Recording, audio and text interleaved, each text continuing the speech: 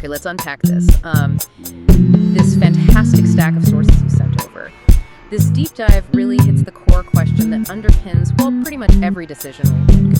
Are we driven by strict logic, or is it pure emotion? You know, we always hear that the most rational choices are the best ones, but if we're being honest, sometimes the decision that just feels right wins out. So what's the real story there? That is the ultimate mission of this deep dive. We're combining hard neuroscience with practical wisdom from fields that are wildly diverse. Right. We've got behavior change, high-stakes salesmanship, even relational therapy. Yeah. We're pulling insights from Daniel Kahneman's work, but also therapists like Esther Perel and Sadia Khan, and even Joe Girard. The greatest salesperson of all time, arguably. It's a huge scope.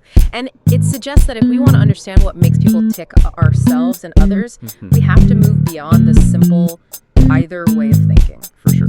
So our goal today is to tackle 3 connected questions. First, biologically, which one fires first? Is it logic or is it emotion?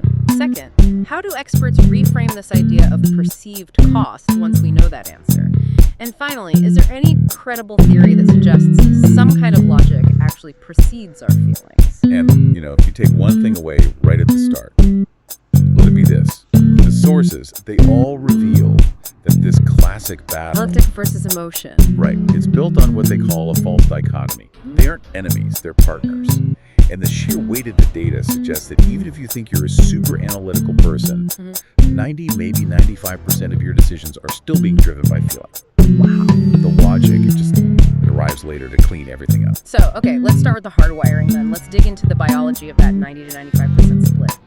Joe Girard, in his work, he really emphasizes the physical architecture of the brain, right? He explains why information flows from the inside out. Yes, and this is an evolutionary reality we just can't get around. Our brain processes information through 3 basic sequential systems. The first one to fire is the reptilian brain. It's the oldest part. Pure survival. Purely survival and instinct. It handles rapid threats, core biological needs, that kind of thing. So that's the first safety check, the automatic stuff. What's next in line? Next up is the limbic system, which people often call the emotional brain. It's all about memories, feelings, social attachments. It's really the engine room of our motivation. Okay. Only after those 2 systems have had their say does the information finally reach the newest part of the brain, the neocortex. That's the seat of rational thought, planning, and all our deliberate logic. So the path is instinct, then feeling, then rational thought.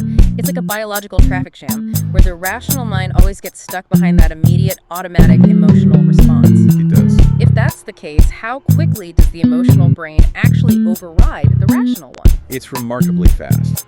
Our sources highlight that emotion fires almost instantaneously, whereas the logical processing of the neocortex, it takes measurable time. And there's an even more critical factor.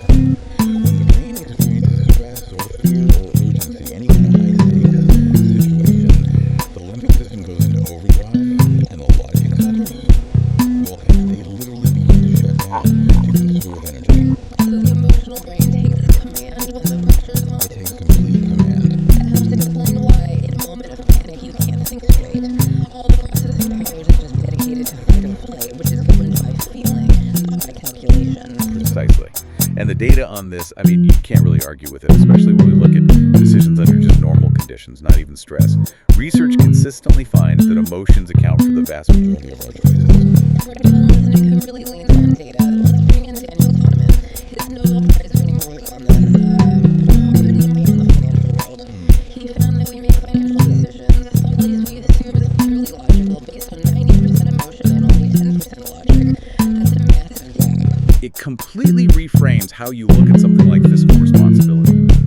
If you ever, say, made a meticulous budget, only to find yourself splurging on an expensive vacation or some luxury item that just gave you intense emotional satisfaction, You've lived that 90-10 split. you're experiencing it in real time.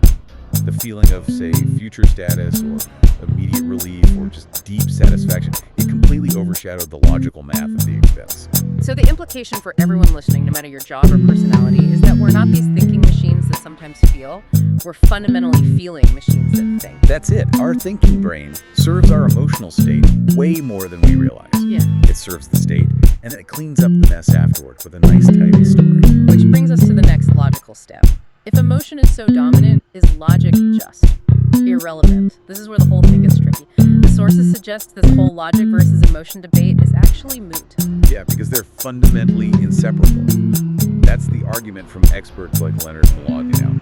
He really emphasizes that even if you believe you're applying pure cold reason to a problem, Yeah. your feelings are woven into the very process of thinking. The dichotomy is an illusion. It's completely illusory. I mean, think about a simple choice like deciding on a flavor of ice cream. Rationally, you could calculate calories, cost, nutrition. But way before your neocortex finishes that spreadsheet, your emotional brain has already picked a winner. Exactly. Your limbic system fires first, right? Right. It pulls up memories of previous enjoyment. It links a flavor, let's say chocolate to comfort or good childhood memory. That feeling, it becomes the dominant input. And then you use logic to justify it. You use your neocortex to rationally say, oh, well, it's the source of calcium, or, you know what, I deserve a treat. But the actual choice was driven by feeling. So what exactly is this hidden role emotion is playing, even when we think we're being super rational? The insights from the Harvard Gazette say emotion is like a silent partner. It guides the direction and the selection of the whole rational process. This is such a critical nuance. Emotion unconsciously influences our decisions way before we form a conscious thought. For instance, it influences what sensory information we even bother to pay attention to. If you already dislike a political candidate, you're going to filter out the facts that favor them. So we filter the data stream before it even reaches the calculator. Precisely. Emotion dictates how we process that information. And this is crucial, which specific memories and goals we choose to bring into our decision. If your main goal is safety, your emotional brain will only feed your logical brain inputs related to risk. It will just shut out anything related to adventure or excitement. It's so powerful to realize that emotion isn't the opposite of logic. It's the force that sets the starting point and the filter through which all the rational stuff has to pass. It creates a self-fulfilling logical prophecy. Yeah. Okay, so if emotion is hand-selecting the data set for us, let's see how that works when we calculate something practical, like perceived costs. The sources all suggest that costs, time, effort, money, are evaluated emotionally first. And then we create a rational story for that feeling. James Clear's framework on behavior change is a perfect example of this. Right, the 4 laws. His 4 laws are all about minimizing cost. He says, make good habits easy, which is reducing perceived cost, and make bad habits difficult, which is increasing the cost. But those costs are rarely just about physical effort. And crucially, Clear's work really hits on the psychological part. If a habit aligns with your identity, like you see yourself as a runner, the perceived cost of getting out of bed at 5 a.m. just plummets. It does. It's not about the effort anymore, it's about the emotional alignment with who you think you are. And that emotional alignment, it acts as the internal benefit that makes the choice seem logical. Now, contrast that with, say, the business view from Joe Girard. He knew that just relying on facts and figures, the logical specs of a car usually fails. Because it ignores the emotional processing order. Right. The connection, the trust, feeling good about the seller, that matters more than just convincing someone with numbers. In sales, they call this customer perceived value, or CPV. It's the customer's evaluation of the total benefits versus the total costs. Yet we have to stress, this value is a fundamentally emotional assessment, which then gets stressed in rational language. The benefit isn't just a lower price, it's the feeling of status, or the relief of solving a problem. The logical part, this product has X features for Y price. That's just the justification you write after your emotional brain gives the green light. We can even broaden this into relationships with the work of experts like Esther Perel and Sadiya Khan. Here, cost isn't money, it's emotional investment and risk. Right. Perel talks about emotional investments and withdrawals. She argues people evaluate relationships using what she calls emotional logic. What feels right based on deep relational needs like safety or excitement often doesn't line up with a cold, logical assessment of, say, efficiency or stability. The cost of being vulnerable, for example, is a huge one. Exactly. Sadiya Khan frames perceived costs as including emotional risks, vulnerability, the potential for being deeply hurt. Those evaluations are intensely emotional, but the decisions we make are then rationalized as sensible. I chose to pull back because it was the safer, more logical option for my peace of mind. Okay, that's a really complete framework showing emotion is the driving force, but we did set up a challenge at the start. Is there any credible theory that says some kind of logic actually determines the emotion that fires? And this is where we need to spend some serious time because this offers the deepest integration of the two. We need to look at cognitive appraisal theory. This theory suggests that emotions aren't just random bursts of feeling. They arise from our cognitive evaluations, our appraisals of the situation. So if I suddenly hear a loud noise, my feeling of fear isn't just a random surge, it's the result of a split-second assessment. Precisely. Let's break down that split-second assessment. When you hear the noise, your brain performs an automatic appraisal. The first one might be goal relevance. Does this matter to me? If yes, an emotion is triggered. Then, goal congruence. Is this noise good or bad for my goals? If it's bad, a negative emotion like fear is triggered. So two different people hearing the same noise could have two completely different emotions based on their immediate, non-conscious interpretation. Absolutely. Imagine you hear a loud, rapid rattling sound. If your immediate appraisal identifies it as, a small, harmless toy a kid dropped, you feel minor annoyance. If your appraisal identifies it as a rattlesnake, you feel immediate fear. The logical evaluation, the assessment of the threat, precedes and determines the emotion. It precedes and determines it. But this logic, it isn't conscious, deliberate reasoning. It's this super fast evaluation based on survival programming and past experience. It's a pre-conscious logic. But wait, what about the counter evidence? The sources mention effective neuroscience. Doesn't that research say emotion can actually occur unconsciously and before cognition? It does, and that's the key tension here. Effective neuroscience shows that emotions can be triggered unconsciously. Subliminal stimuli, things you don't even consciously register, can cause emotional reactions that then influence your behavior. So that supports the idea of the limbic system as the first responder. So we have a beautiful conflict. Appraisal theory says a fast subconscious logic creates the emotion.